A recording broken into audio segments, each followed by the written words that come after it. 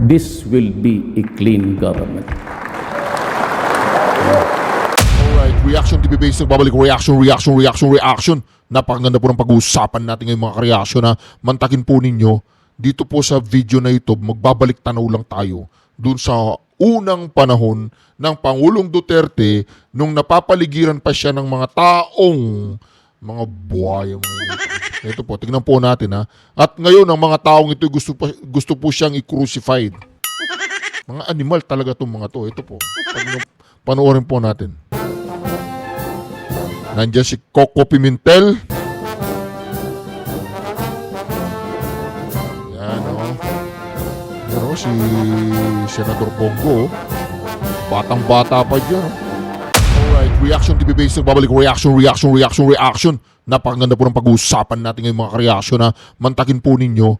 Dito po sa video na ito, magbabalik tanaw lang tayo dun sa unang panahon ng Pangulong Duterte nung napapaligiran pa siya ng mga taong mga buhaya. Ito po, tingnan po natin ha. At ngayon, ang mga taong ito gusto po siyang i-crucified. Mga animal talaga itong mga to. Ito po, panoorin po natin. Nandiyan si Coco Pimentel. Yan o. Yan o, si Senador Bongo. Batang-bata pa dyan.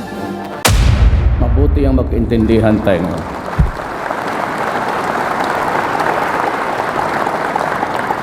Maya yung buntay kaya kaibigan ko Tarag.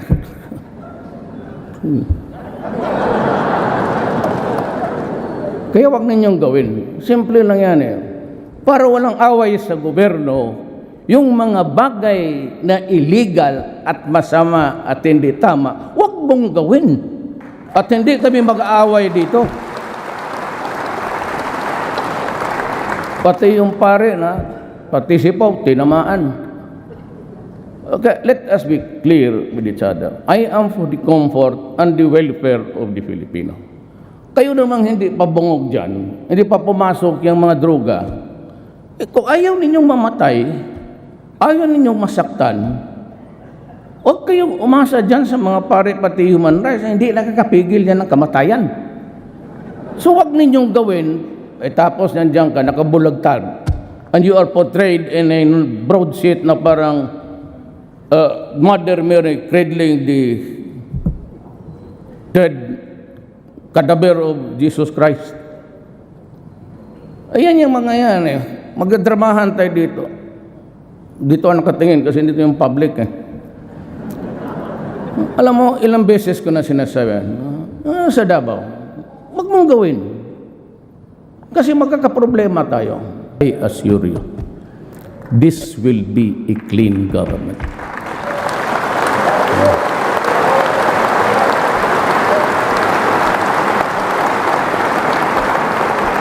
If that is the only worry that you have, and I can understand your misgivings, wala na ito sa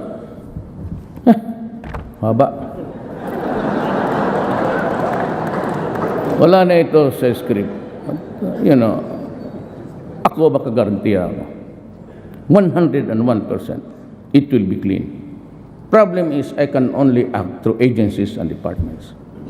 That's why I urge you, na basking kunting mali lang, wala akong ano sa inyo. Wala na akong politika, wala na lang. I'm through after this. I just passed on to you the information that, you know, I act through secretaries and everything. I cannot guarantee their honesty and competence at all times. Cabinet members, yes. Pero yung sa baba, yung procurement, yung magbibidding dyan, but as far as I can really, it malinis talaga to. At napag-usapan namin sa likod about the federal system. You know, my advice to you is maintain a federal system, a parliament, but be sure to have a president. Wag, hindi na ako niyan. I'm disqualified, and by that time, I would no longer be here. But I can commit today to the Republic of the Philippines and its people. if you hurry up the federal system of government and you can submit it to the Filipino people by the 4th, 5th year, kasi proseso yan eh. You call for a referendum, and after that, call for a presidential election, I will go. Sibat na ako. But you must have a president. You copy the France system. Huwag mo hiyaan yung puro na parliament, delikado yan. It takes time even for yung kagaya ng England noon. There was this bomb on the double deck. Took them time really. Because there's no one apparatus for a commander-in-chief down. You can have a president, you can elect. Maybe Tito Soto would be the lucky guy at the time. O limitahan mo lang. Ceremonial powers, power to dissolve, power to accept the resolution or whatever. Mandating you this, do that. Or ceremonial powers, except in times of need. If there's a demand for action, you must have a president.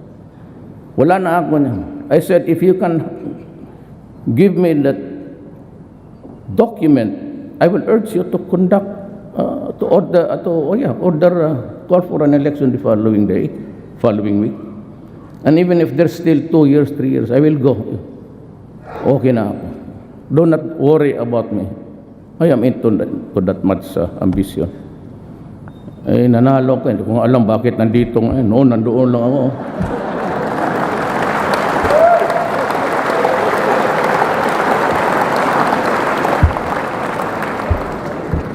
Totoo man. Eh, sino man nagsuporta sa inyo sa akin dito? Wala man.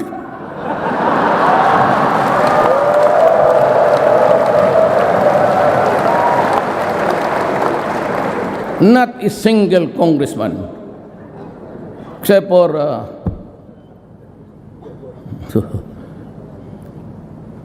two provinces governor. Yun lang. Wala akong barangay captain. Wala lahat. Pero ngayon,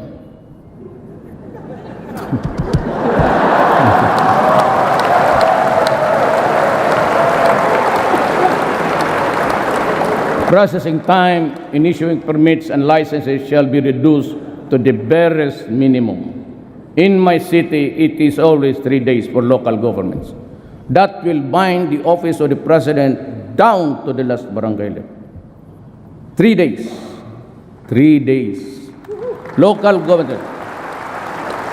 Business permit, clearances, no follow-ups. Bigyan mo ng stop.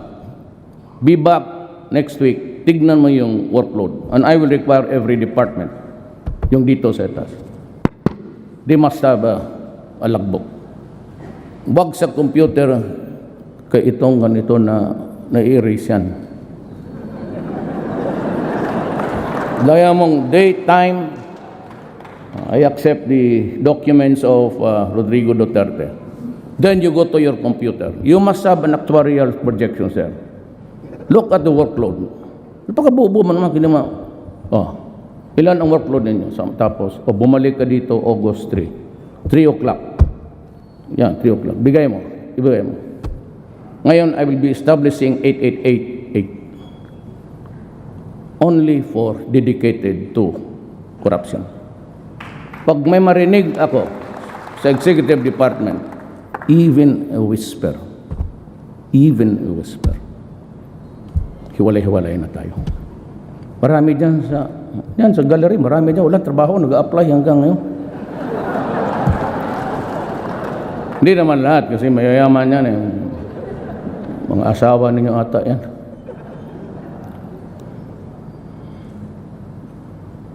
While the issuance and distribution of motor vehicle plates at point of sale o through motor vehicle dealers shall be considered.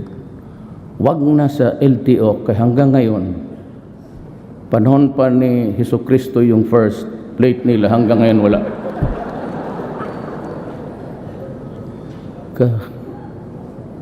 bayad na yun until daw sa awa ng Diyos. For the driver licenses, its effectiveness will be extended from the current 3-year period to 5 years.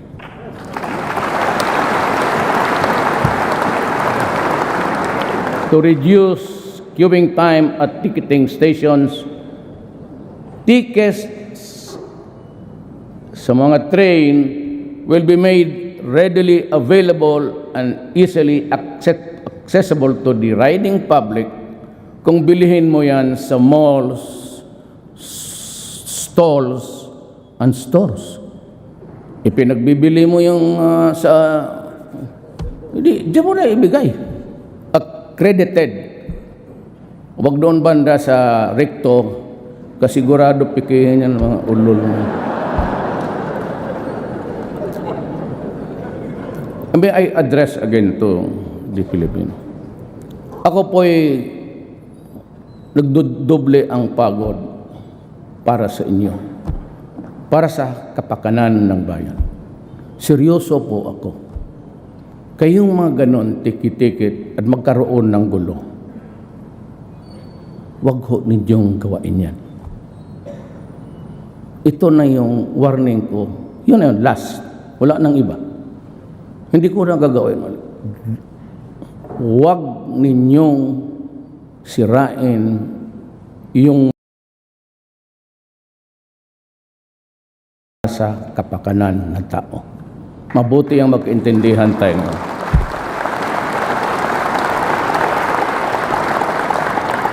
Maya yung bantay kayo, kaibigan ko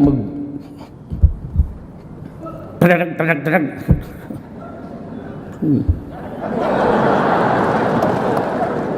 Kaya wag ninyong gawin. Simple lang yan eh. Para walang away sa gobyerno, yung mga bagay na illegal at masama at hindi tama, wag mong gawin. At hindi kami mag-aaway dito. Pati yung pare na, pati si Pau, tinamaan. Okay, let us be clear with each other. I am for the comfort and the welfare of the Filipino. Kayo namang hindi pa bungog dyan, hindi pa pumasok yung mga droga. Kung ayaw ninyong mamatay, ayaw ninyong masaktan, huwag kayong umasa dyan sa mga pare pati human rights, hindi nakakapigil yan ng kamatayan. So huwag ninyong gawin, tapos nandiyan ka, nakabulagtad, and you are portrayed in a broadsheet na parang Mother Mary cradling the dead cadaver of Jesus Christ. Ayan yung mga yan eh. Magdramahan tayo dito. Dito ang nakatingin kasi dito yung public eh. Alam mo, ilang beses ko na sinasabi, sa Davao, wag mong gawin. Kasi magkakaproblema tayo. Of the cause is the cause of them all. Ikaw yung nag-umpisa, you swallow. Ulitin ko, he who is the cause of the cause is the cause of them all. Kami nagtatrabaho lang. We have a nation to guard. We have billions of people to see that they are healthy. It's a question of drug, it's a question of public interest, public order. Kita mo, lesser crime. Wala na kasing magnanakaw. Wala na nag-hold up. Kasi pare yan. Kita tapos sa bila, maliliit lang yan. Gamitin mo utak mo. If you're able to contaminate, kagaya ng negosyo ng mga Chinese, wholesale yan sila. Maski kunti-kunti, kung the whole of Tondo contaminated, pera yan. I'm not saying it's Chinese. The practice of itong wholesale retail. They go for wholesale. Maski na kumita lang ng isang piso dyan sa isang kaso, okay na yan. Kasi paramihan eh. Yan ang ibig kong sabihin. Now, I hope the military and the police will not react on this. It's part of the deep intelligence that we have gathered. I'm forced to come in public kasi pati yung mga pare nagaano. Alam mo, kayong mga media, naghanap kayo ng where's the big fish? Saan yung bilyonaryo na mayaman? Yung may kotse, may mga Mercedes, may... Ma'am, nandoon yan sila sa labas. Wala dito. Magdala ka ng isang batalyon na pulis para hulihin natin doon. Kung kaya natin. Didirect the traffic of drugs sa kanila. Meron silang ganito. Malaki. Real time, nakikinig sila ngayon dito. I am very 101% nakikinig sila. Nandun, doon lang, isusuri nila sa tunlo. Oh, itapon mo dyan. Tapos umalis ka, kunin mo daw sa tindahan yung bag o package. Masabi mo nakikita ng media na kayo lang nagbabrand niya na drug lord eh. Those are not the drug lords. You, mga lieutenant, delivery boy yan. Kumbaga LBC lang yan, pati DHL, federal. Pati yung tawag nilang basura, yun yung street, ano. Huwag kayong maghanap. Gusto niyo, sabihin ko sa inyo, puntahan natin. I'll give you the names. I'll show you the intelligence dito. Pero give me the guarantee na may magawain ka. Because I'll give you the name, I'll give you the country. Kung wala ka rin gagawa, mag-shut up ka.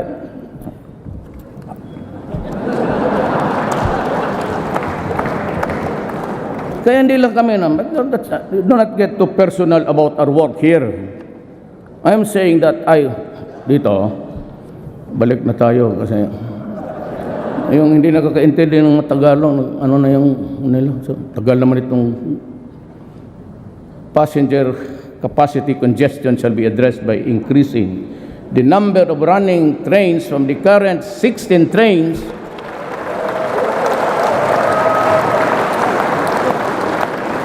with a total of 48 cars per hour to 20 trains with a total of 60 car per hour. Now, you increase the train speed from 40 to 60. Ang problema nito, yung mga railway na, di na ito kasali dyan. Huwag mo maniwala dito. 2/3 of this are mine. The other 1/3 is, correct yung grammar ko, yung ano lang nila.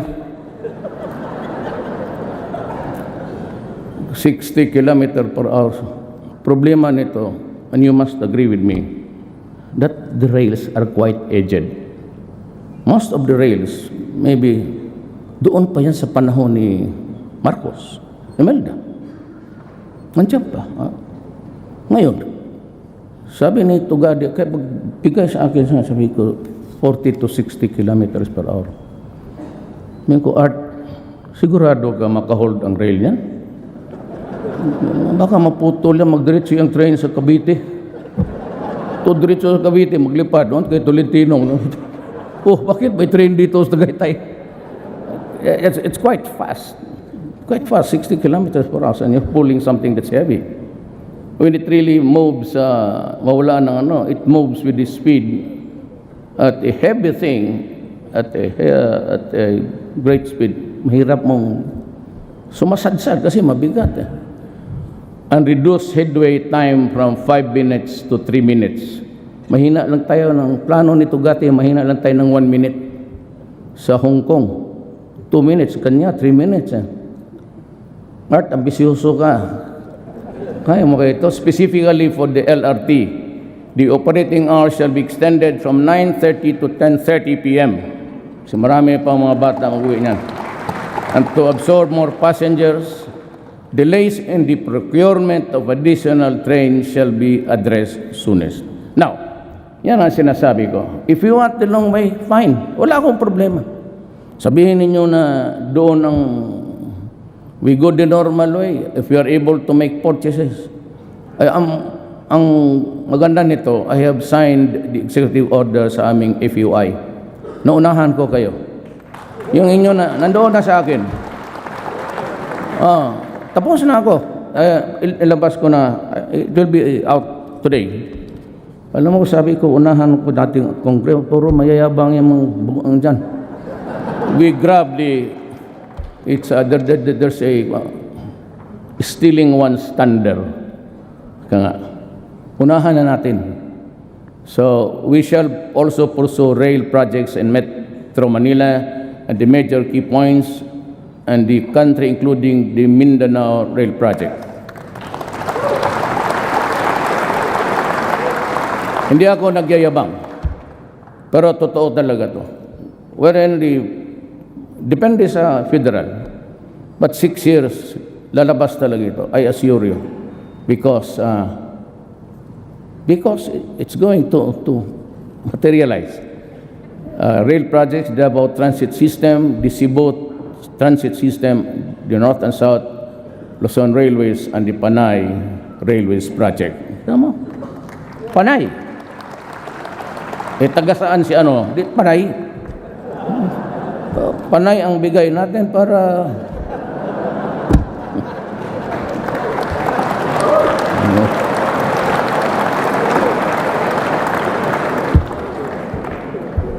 sabihin naman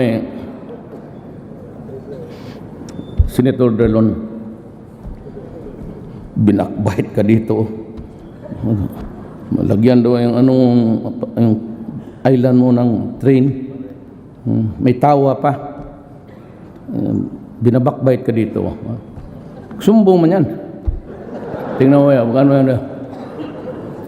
Different approaches are also being considered to decongest NAIA, including the possible transfer of general aviation. Itong, I will, hindi, ang style ko kasi, ganito, hindi naman ako, I'm not steeped into formalities. Itong of general aviation, alam mo kung sino tiyatamaan yan? Kayong mayayaman. Kayong may mga helicopter pati aeroplano, ilipat ko kayo. Alam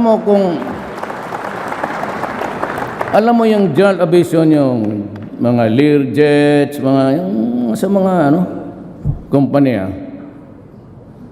ilagay ko kayo sa Batanes para wala masyadong air traffic. No, I'm offering Sangli Point. Kasi kailangan ko isang runway. I can make a new runway there, sabi ng mga aviation experts. But tumbok niyan is the Merville subdivision. Maka isa pa akong runway dito sa Metro Manila.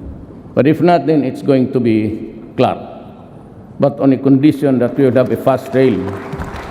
Sabi ko kaya, something like 1 hour of travel, sabi ko kay Tugadi, is not acceptable. Make a rail there, bago.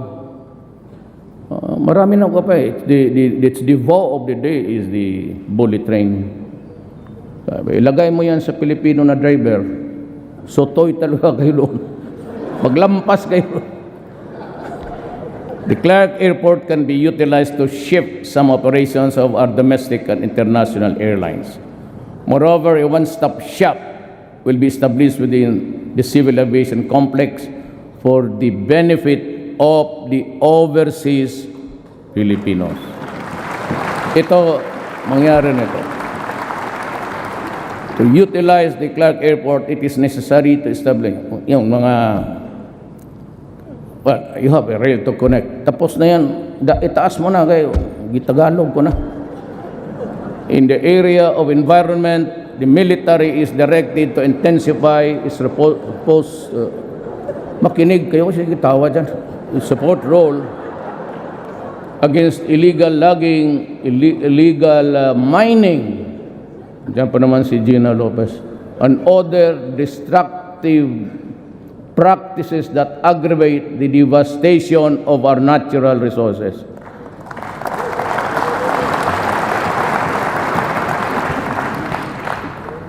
I have to protect the country.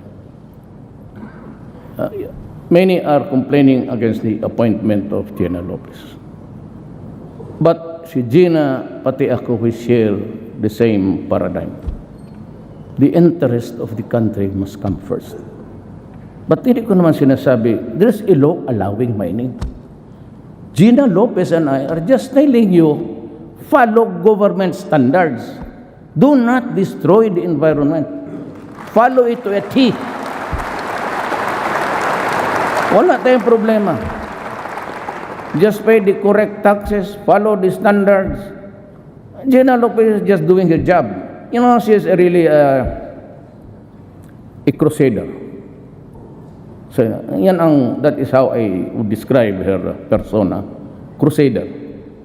Kaya, sabi ko, tama yan.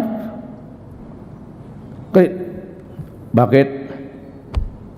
Nandiyan ba si Ma'am Gina Lopez?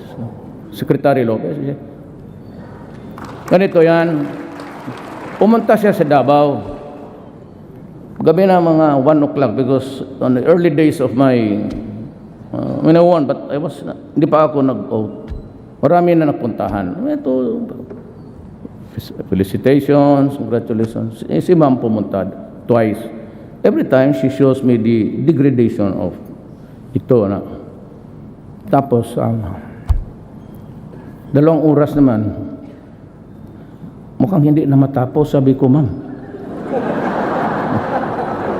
Ma'am, do not be offended. Totoo man, huwag kang magalit kay it's the truth. So mag-alas 3 na, you Rudy, this man, tapos extemporaneous na, parang congressman. Ito, Ma'am. Ko, Ma'am, mag-alas 4, Ma'am. Ano kaya kung ikaw na lang ang Dina?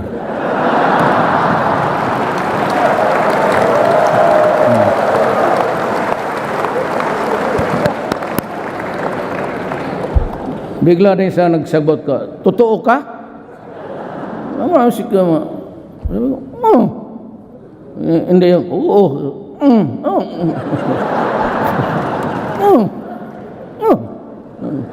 siya, I will ask I'll consult my family and ask my, nila. Yes. Following day, tawag siya kay may 8 Bong. Sinabong, okay na, tinanggap na. Sabi ng pamilya ko, okay na. Sabi ko, ay, bantay kayong lahat. But I would not be appointing somebody who's alien to my thinking. I would take in somebody who shares my horizons in life.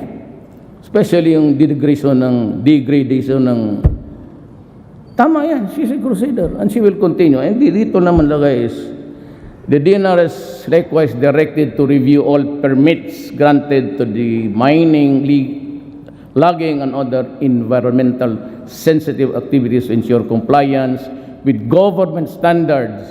And if warranted, ito na yung pinakamaganda, amend, suspend, or revoke permits. Go ahead.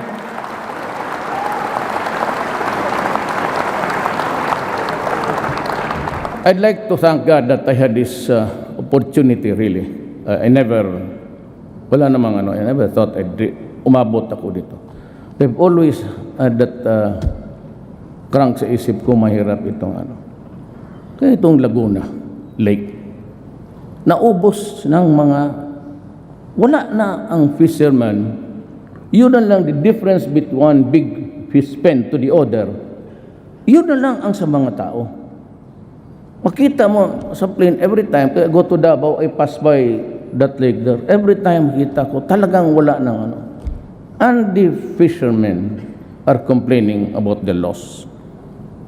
Talagang wala na sila. Kasi ang maliit na lugar, yun lang ang kanila. So dito, pinadaan ko lang a diplomatic way that the Laguna Lake shall be transformed into a vibrant economy zone showcasing ecotourism by addressing the negative impact of watershed destruction, land conversion, and pollution.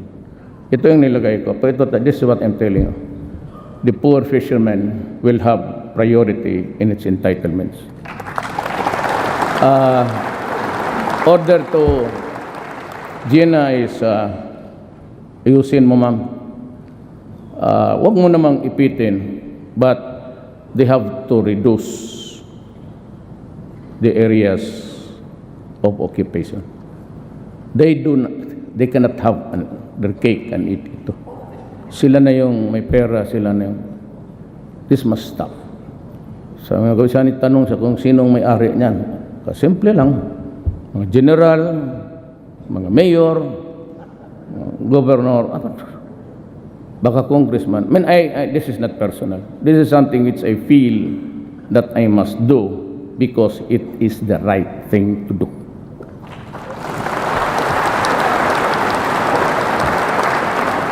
To have adequate disposal facilities for Metro Manila garbage, the final closure and rehabilitation of the Carmona sanitary landfill shall be pursued, while the adoption of appropriate waste-to-energy facilities will be explored. Marami yan. The technology is coming in very fast. In the area of governance, there's a need to strengthen our efforts along this line. Taas mo na. Mataas yung paragraph na yan. Ito. Select the best answer dito. Ang taas nito. Huh? Mabubuang ka. To better manage public information, a law should be passed, I'm addressing to Congress, to create the People's Broadcasting Corporation, replacing PTV4, the government-run TV station, which now aims to replicate international government broadcasting networks.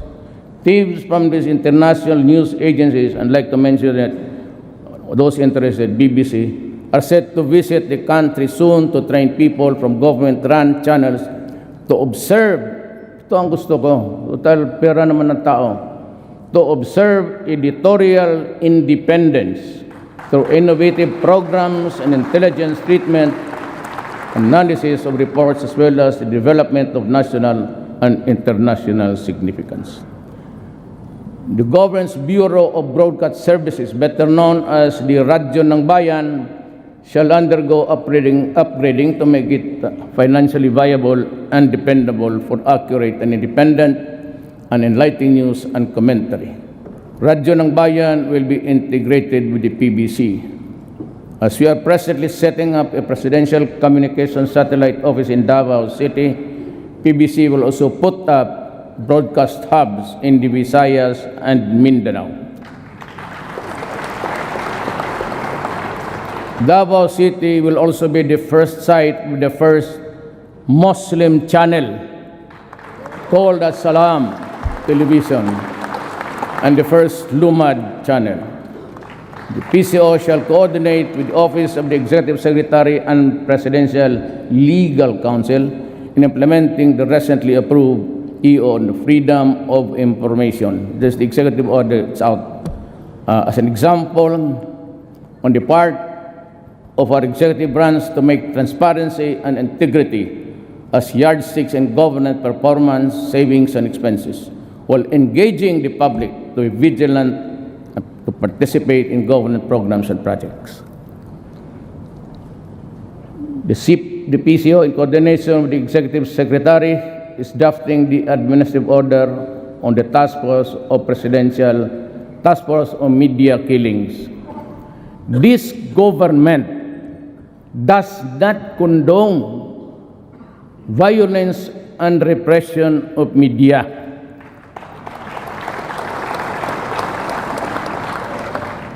The bona fide media,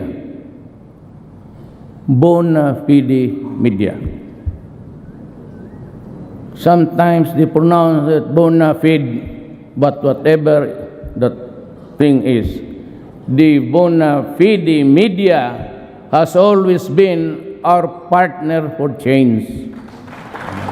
Di medyo klaro yan. Anong gawin mo sa hindi bona fide media? Yan ang problema. To address backlogs and law prosecutorial effectiveness and efficiency, the investigation and case management processes shall be streamlined, including those for illegal drugs and heinous crimes.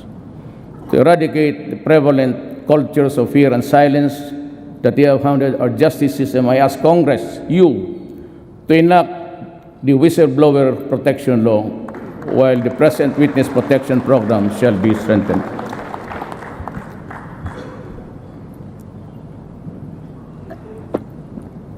Hirap maging presidente, maski dito lang. The number of lawyers and support staff and the PAO, that is the Public Assistance Office, regional and districts, shall be increased to provide Indians with more access to counsels. At this stage, I also have directed the DILG to undertake nationwide information and campaign on federalism in partnership with various alliances and with LGOs, civil society, grassroots, and faith-based organization. Hinto muna ako dito, itong federalism. Ayaw ko itong tama ako. Alam mo, itong bayan natin, if I may just repeat, I know that you know, in 1521 or 1526, Magellan landed in Leyte. Tapos, kumari ko man ito. Salamat, Maria.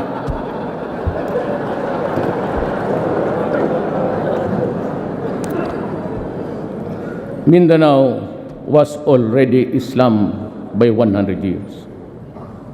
So, ano ito? It's an imperialism thing.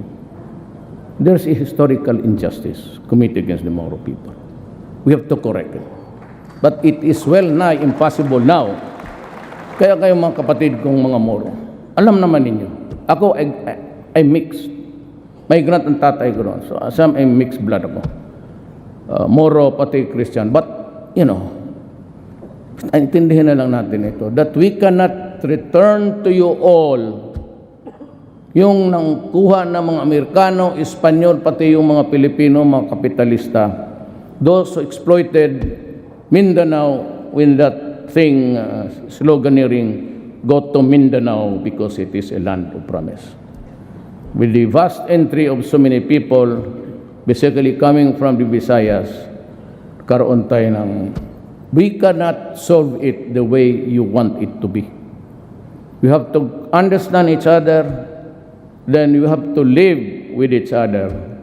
But we'll try. Ang sinasabi ko nang babalik ako, dahil ako sa federalism, both Ms. Suarez, Sema, and all, at least the political leaders ng Mindanao will agree to it.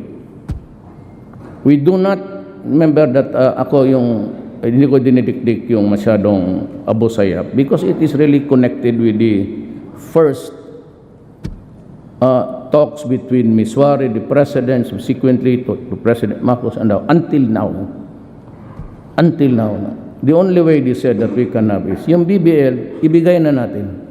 Minus the things that you do not want, yung constitutional issues. Tanggalin muna natin. Ibigay ko yung area. Wala natin, nandyan na yan eh. So I ask you, pass it minus the constitutional issues that are contentious. Bigay na natin at when the federal system comes, isali mo na sa package together with Ms. Suarez. That is the solution for Mindanao. Nothing else. Believe me, nothing else will do. Please sleep on it, ponder on it, because that's the only way to proceed. On the clamor of our citizens for timely issuance of Philippine passports, the government shall work towards amendment of the 1996 passport law to lengthen the validity of the passports from the current 5 years to 10 years.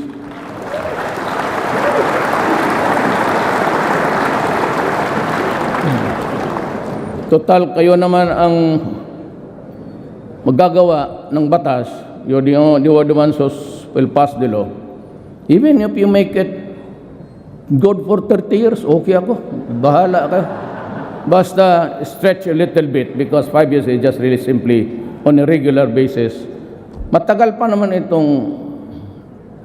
itong passport. Mag-apply ako mga 10 days. Alam mo, I'd like to call the attention of Secretary Yasay. If you go to Davao, look back doon look at the back, likod ng itong mall, yung malaking mall doon. Sige, pangalanan lang natin, SM. Doon, yung mga tao, nandyan sa pavement, natutulog. For the many times na daan ako na walang ulan, doon yan sila. Because first come, first serve. And the only outlet there, the outlet of your department is yung sa SM. So yung mga maawa ko dito sa side sa Cotabato, lahat ng Cotabato doon sa Davao. Karamihan niya walang mga bahay. If you're applicant in Davao City, fine. But yun, kung walang mahirap kasi, karamihan dyan mga mura, naghihiga lang dyan sa pavement. Nasasaktan talaga.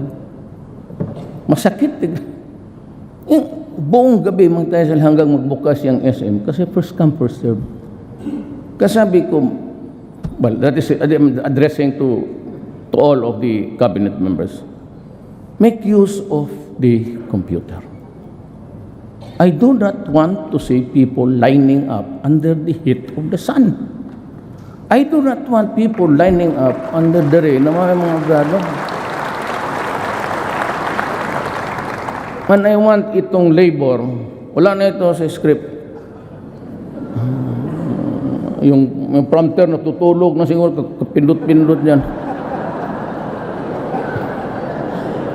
Alam mo, andyan naman yan.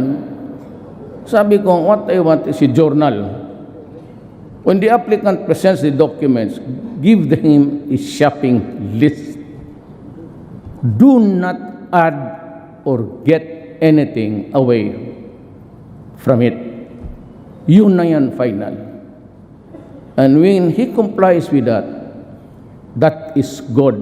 Wag mo na siyang pabalikin. Kasi kung magtawag yan ng 888, may God, puntahan ko talaga kayo. Yan ang bisyo ko nung mayor ako. Make in a difference, mayor, presidente. Puntahan talaga kita at hiyain kita sa maraming tao. And I would publicly ask you, what the hell happened to the procedure? Pupuntahan ko talaga kayo. Local, barangay, police, military, lahat. Bigyan mo ng shopping list, wag mo nang pabalikin. Because pang magtawang ng 888 yan, tapos makita ko na the grievance is valid, bahala ka anong walang panahon, pupuntahan kita sa opisina mo and I will ask you.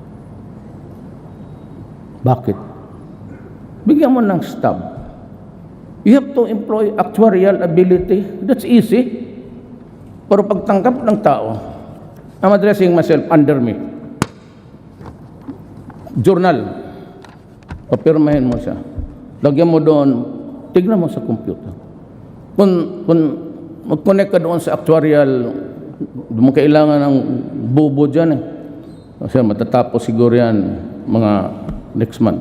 Tapos na. Projections lang naman. Kung balik ka dito, August 15, 3 o'clock. Pagdating, bagay mo. Now, if it goes to Malacanang, I'll open it up.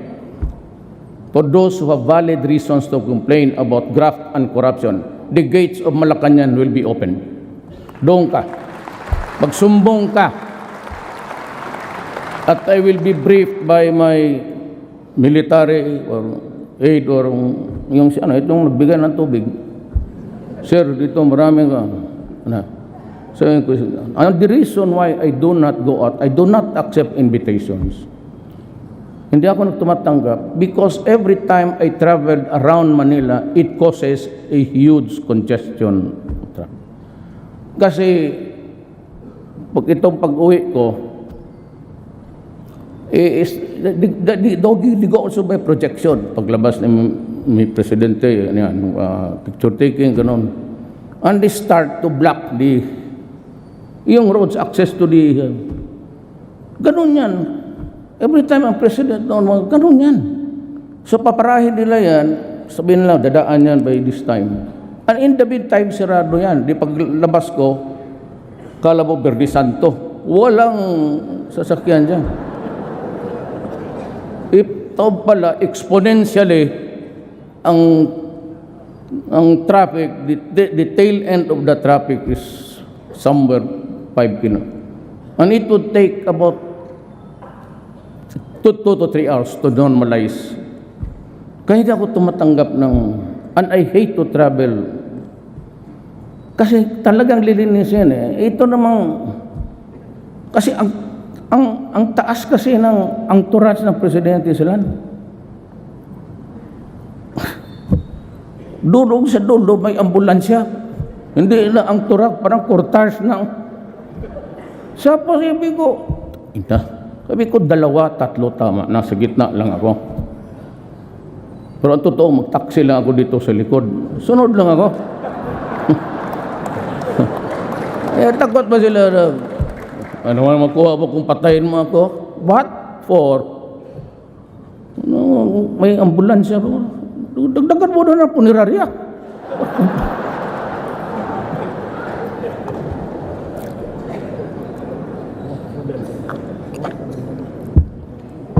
I have also ordered DFA to streamline documentary requirements and passport applications and open additional consular offices in strategic places to decongest Metro Manila sites and avoid queues that have caused hardships and suffering to passport applicants. I have also ordered the newly created DICT, Information and Communication Technology, to develop a national broadband plan to accelerate the deployment of fiber optics cables and wireless technologies to improve internet speed. Ito para ito sa alam ko, mahal kong kababayan, maligayahan kayo nito. Pagpaano mo lang yung Tagalog ko kasi kayo hindi kayo marunong magbisaya Wi-Fi access shall be provided at no charge in selected public places, including parks, plazas, public libraries, schools, government hospitals, train stations, airports, and seaports. Diba? Happy lahat. All government agencies are instructed to enable their clients to submit applications for coordination, other agencies combined. Taas mo, wala na yan. Ayaw na magsalita. In the national portal, yes, because it's our parang website. Ito, we shall intensify, mainit talaga ako dito. I place it in parity with drugs. We shall intensify our war against human traffickers and illegal recruiters that prey on our migrants. To help ensure that the hard-earned money of the Filipinos overseas are put into productive use, a mandatory financial education for all migrants and their communities will be pursued with intensive courage entrepreneurship among them. I may now also ask on Congress to consider drawing up bills consolidating and merging agencies and offices having to do the overseas Filipino to have a department that shall focus on and quickly respond to the problems and concerns. Kailangan mo ng isa. And I have asked, I don't know, Secretary Bello is here, Bebot. Wala. Absinero talaga yan. Kasi sa cabinet absinero yan. Gusto ko, he will will list some buildings near for overseas only. At lagyan ko na i-direct all BIR lahat na BIR lahat something to do with the clearances of the police in one building, may booth lang. I said, my God, make use of the computer. So doon lang siya mag-ikot sa isang building. Ang Pilipino, di na siya magpunta doon sa statistics, di na siya punta doon sa dyan sa office niya. Gamitin ninyo ang computer and you can get the results right after. Why do he has to travel to Malate, then he has come with the traffic? He can only accomplish one document at one time. In BI clearances, doon na ninyo bigay. Lahat na doon na. At kung dapat may awa o sibilyo, pakainin niyo yung mga tao doon. lalo na sa probinsya. Pag tingin ninyo taga-probinsya, finish it right away. Make use of the computer. O pag hindi nyo ginamit, tapon na lang ninyo. Throw away your computers, and I understand that. It would take you years to do it. Do the computers. Taas mo na, wala na yan. Ito, to help avoid squatter-like conditions in relocation site, we urge utilities like Meralco and electric cooperatives exercise their social corporate responsibility by making direct connections to relocation sites and depressed areas. Alam mo kung bakit? Hindi na nilagyan nila dyan eh. That's why I had to talk to you ganito. Bakit? It's because walang kurente pagka mahirap ka. You do not own the land. The city engineer would not. That is my experience, 23 years as mayor. Hindi magbigay ng direct connection. Kasi hindi ko may-ari ng lupa. But that squatter there has been there for 20 years. So mag-connect sila. Pagka-connect nila, ang gamitin nila yung wire na, yung pinakamura. So it overheats because connect na lang sila kung sino yung minsan magnakaw. You know, we will have to make the adjustments. It is not for these people to make the corrections because they are not in a position to do it. We have to adjust to the needs of our people. Total yan naman yung as a squatter na yan. As long as I sit there as president, there will be no demolitions without relocations. Di talaga ba pa yan? Hindi naman aso yan na, just like in Davao. I'd like to make a dialogue with the businessmen. Sir, how much are you investing in this land you have bought with the squatters? So I bought it at about, 60 million? Dagdagan mo ng 20 million. So 80. Ako na ang bahala. Sabihin ko doon sa mga tao, bili tayo ng relocation site or I will provide. Government will expropriate. I will make use of the expropriation powers. Okay, ako ganun sa Davao eh. I have 20 hectares there. I will expropriate some land there. Yung malapit lang. Then sabihin ko, this 20 million will help your journey to a new land.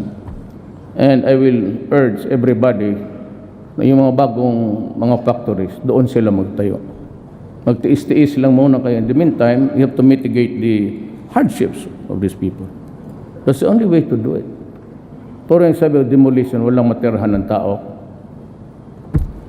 Total, you sat on your rights for many years. Eh, bakit mo ngayon pipilitin mo ako makaproblema ng ganun? Eh, may iba kasi hinahayaan nila for 10, 20 years, they do nothing. And when the time comes na pagbili lang nila, eh, tayo ngayon disturbuhin. O di gumastos ka, para mas madali. Just add a little bit more. And there will be at least peace. Pag hindi, wala yan. Fight na naman yan between government and the tawag nila squatters. Squatters man talaga yan. Masasaktan lang, mamatay for no reason at all. Eh kung mayaman ka, bigyan mo naman ng kunting provide a relocation, and I'd be glad to talk to the people and say, go, it is not yours. I have directed the concerned regulatory agencies to prioritize the issuance of required permits for power development. Okay yan sa akin. Ang problema, sandali lang to. Para ka dyan. Yung mga environmentalist, meron tayong kasi marang yung coal, pati itong energy emissions. Wala man akong problema dyan. But do not tell me na if you ambassador ka tapos sabihin mo sa akin na medyo hanggang lang dyan kayo kasi kami hanggang dito lang kami.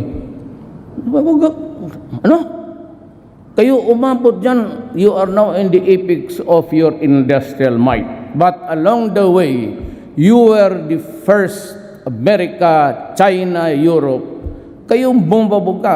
Until now, we contribute only something 0.0. So if you put so much restrictions, Doon sa treaty na yan, the treaty which we are trying to, it's still here in the Senate. Let us be very clear on this. We need to industrialize. We need the power. And therefore, the emissions would also be considered. You just can say if I establish 5 economic zones here, and you start to say that you're spewing so much carbon footprints, mahirap yan. I mean, it's hard. I cannot just agree on anything that will delay. I'm only good for 6 years. And then to do something during my term. Now, I'm sure that the heavy machineries would come in, and even the power. Cheapest is coal. So ito naman, locally, you get in trouble with Gina. So we'll just talk sa cabinet na lang. Si Gina naman is a very fine lady. Huwag ka na magsimangot sa harapan yan. Bigyan ka niya permit, baski 5. Magsimangot ka 0. All that she is to do is just be gracious to her. That's all. It's a matter of talking and explaining to them. But if it is you're using the state-of-the-art technology, and I've seen it several times in the other power plants in this country, if it is really a good one, then we will consider. I said, because we need the energy to power our industrialization. To strengthen delivery of social services, the government will intensify its protection programs so it can use its resources and expertise to make a dent in the country's poverty levels. What we want is genuinely to reduce the vulnerabilities of our people, build resiliency, and empower individuals and families and communities. The beneficiaries of our peace shall be made to become independent and self-reliant after they have graduated from the program. But as it is, we aim to present them with other forms of assistance so that they can stand on their own 2 feet. But now, I have decided to direct the DSWD to provide the rice subsidies to the poorest of the families, at least para makakain lang, every month. Sako na ano. We are planning to increase spending on basic education and incorporate mandatory education about the evils of drugs. We will also intensify and expand alternative learning system programs. The government will also provide universal health insurance for all Filipinos. Benefits. Sali na lang natin sa PhilHealth. The professional competence and operational capabilities of government hospitals and health facilities will be strengthened. Consistent with our international obligations in keeping with national mandates, this administration vows to protect women's rights and human rights abuses against our women because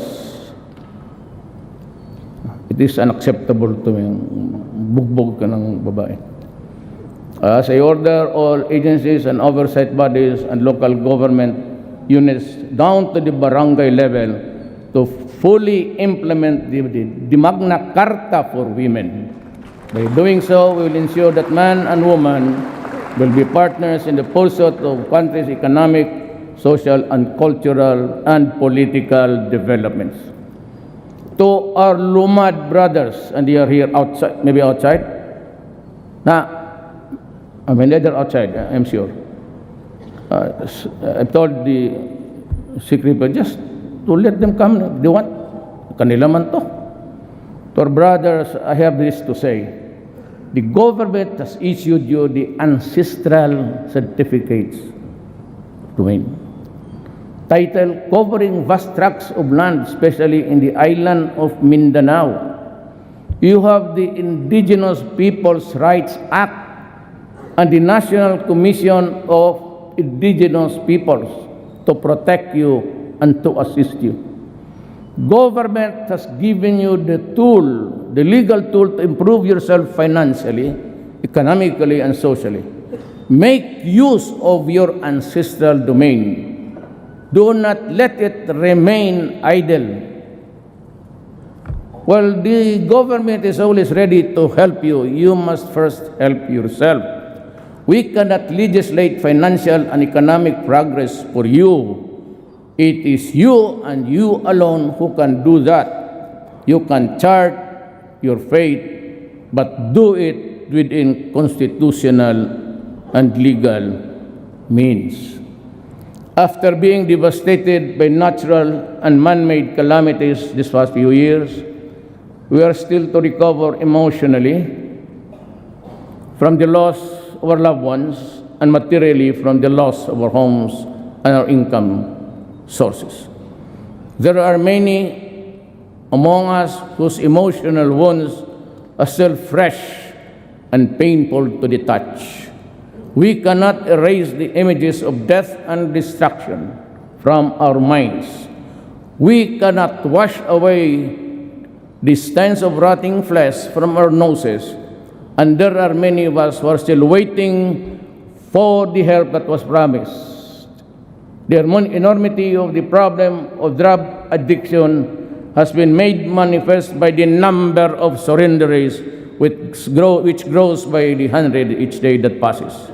Since July 1, we have already made 3,600 related drug arrests.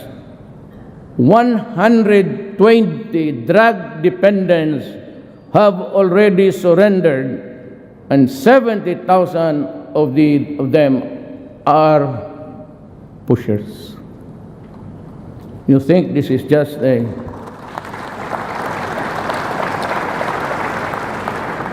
it would take the entire resources of this government to fight this war.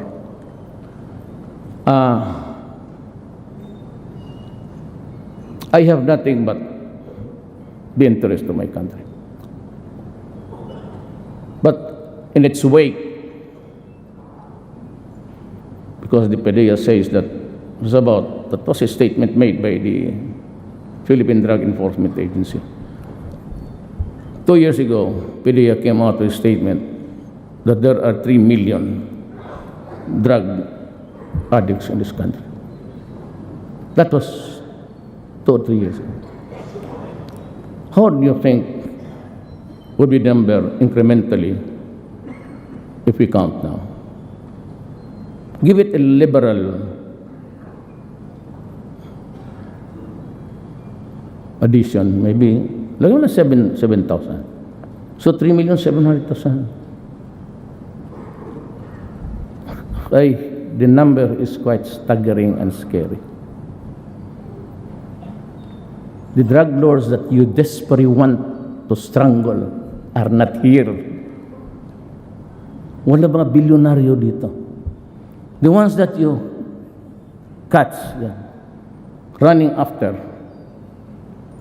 are just the lieutenants. They do it by technology. They're cooking it in the international waters. Tinatapo nila yung bulto by the drums. Dikitan nila ng GPS. So makikita ka. We are hard put sa intelligence because they've invented this direct satellite. Hindi na magdadaan niya ng... All they have to do is to triangulate where the pag-ikot niya. And there are so many... And they're in codes. If we do not help from our friends here in Asia and America and Europe, this sheer number and problem, believe me, will drown us as a republic. Kayo, tingnan niyo po. How can I solve the problem now by arresting? Hinahanap ko, tagal na akong presidente. Gusto kong patayin. Ang problema, pupunta pa ako doon, then I'll ask the permission from this country that I will go on because I have to slaughter these idiots who are destroying my country. Ganun yun eh. Hindi lang kasi naintindihan, ayaw pa naman bitawan kasi ayaw naman kasi ng military pati police. But you know, I said, I'll be talking in front of the Republic to its representatives, to the people. So I have to tell you, how do we solve this problem? Tell me. Ako naman okay lang eh. Make it public, fine. Make it confidential. If you go to me or go to you, to your house, okay. But that is really the enormity of the problem. It's so enormous that you are intimidated even just to make a move. Because you know you cannot stop it anyway.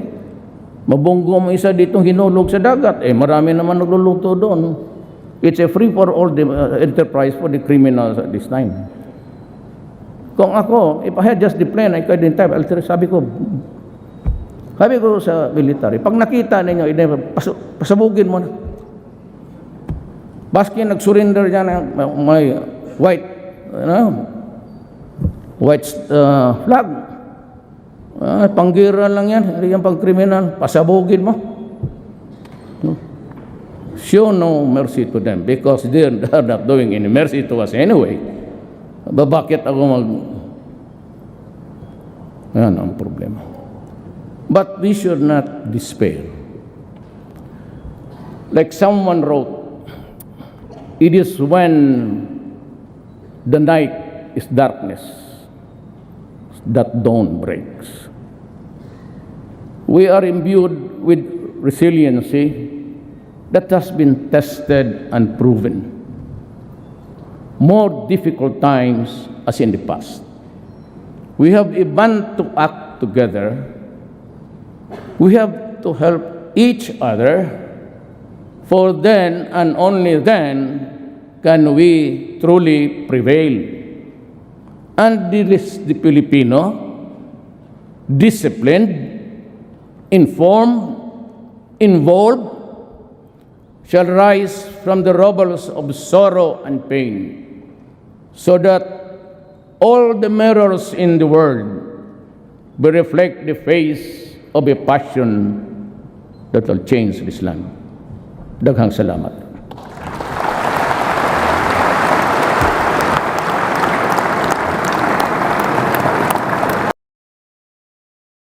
Pakinggan na po ng pag-uusapan natin ngayong mga kareaksyon na mantakin po ninyo. Dito po sa video na ito, magbabalik tanaw lang tayo dun sa unang panahon ng Pangulong Duterte nung napapaligiran pa siya ng mga taong mga buhaya. Ito po, tingnan po natin ha. At ngayon, ang mga taong ito gusto po siyang i-crucified. Mga animal talaga itong mga to. Ito po, panoorin po natin. Nandiyan si Coco Pimentel.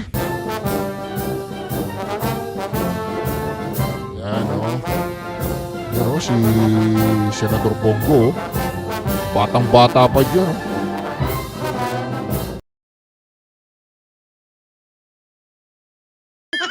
Kung hindi lang nagloko to, baka kung hindi vice-president to, presidente na to eh.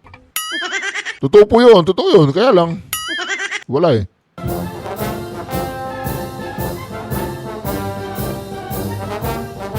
Nung bandang uli, akala siguro ni Coco Pimentel yung popularity ni Pangulong Duterte ay babagsak na. Kumalas ba naman, ang pinatakbo niya, si Manny Pacquiao, bugok.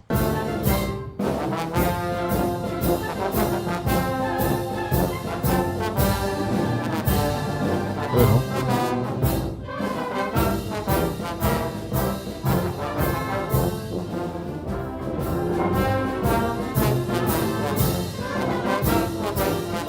Si Loren Legarda, tsaka anong pangalan niya, ayun si Subiri.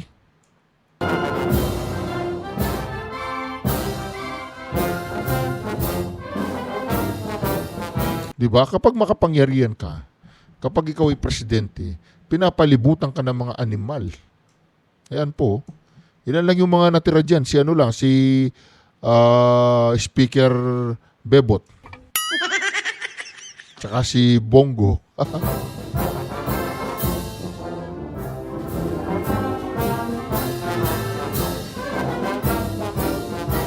Si Cayetano nandyan, no?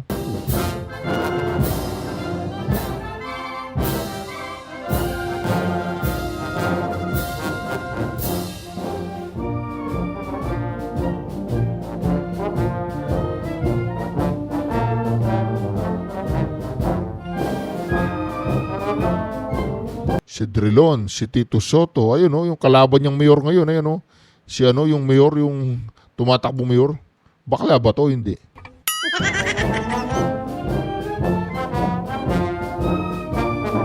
Si Drilon, Tito Soto,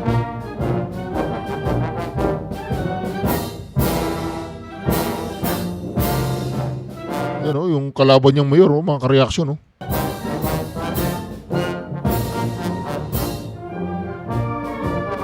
Diba? Ayun,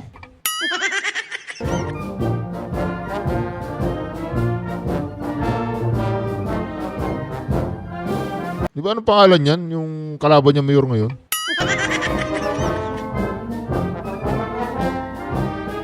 Mawalang hiya, Si Loren,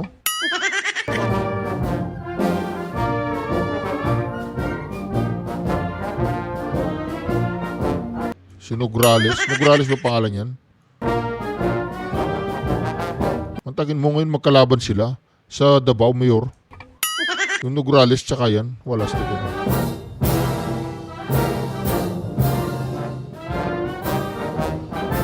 Titingnan lang natin mga kareaksyon kung sino-sino mga tarantadong nakapaikot sa kanya ngayon na ngayon gusto siyang ipakulong.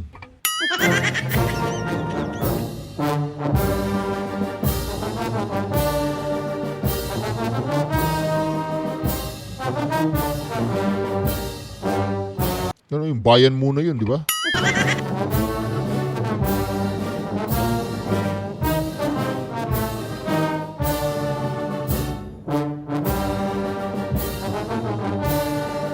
Ngayon, yung mga bayan muna gusto siyang litsunin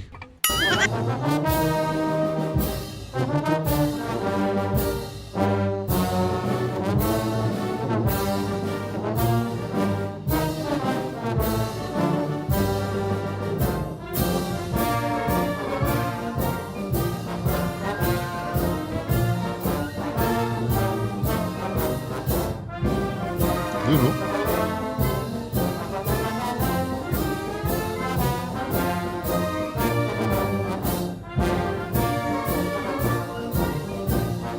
dami, pinapalibutan siya, Mga buhaya. Pinapalibutan siya ng mga buhaya.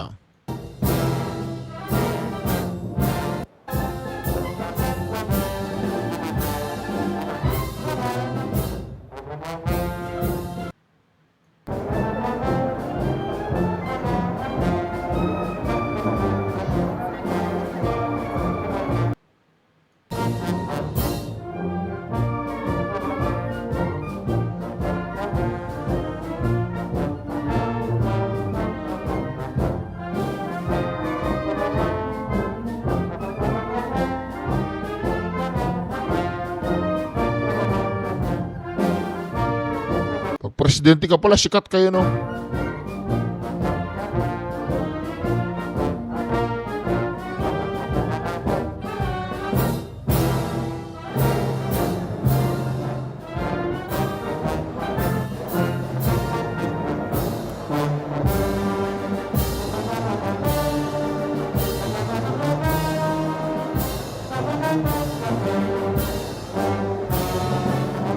Siya, di ba?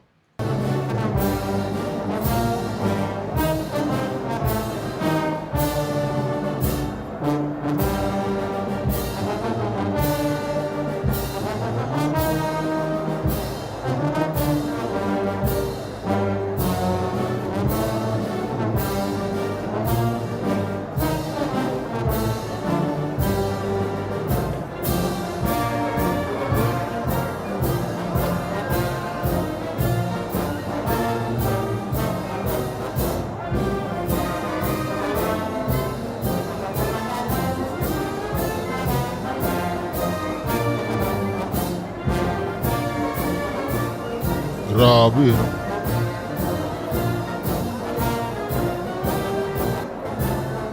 Si Belmonte, Grabe si Belmonte. Si Herbert Bautista. Nakalaya na ba yan?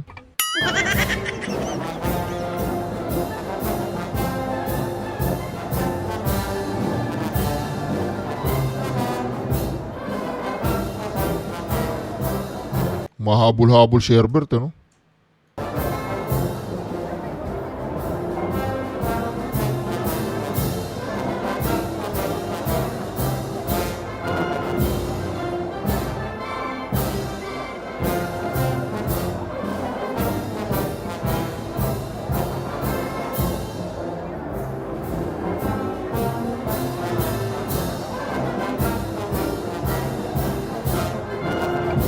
Grabe, oh. Siguro akala nila babagsak yung popularidad ng Pangulo Duterte, ano?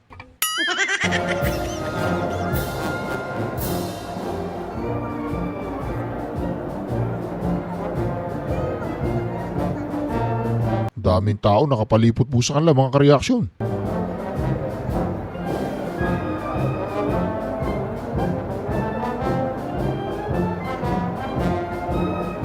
Grabe.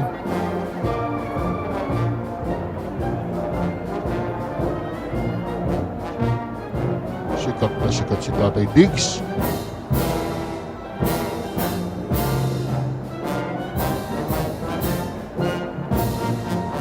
Grabe.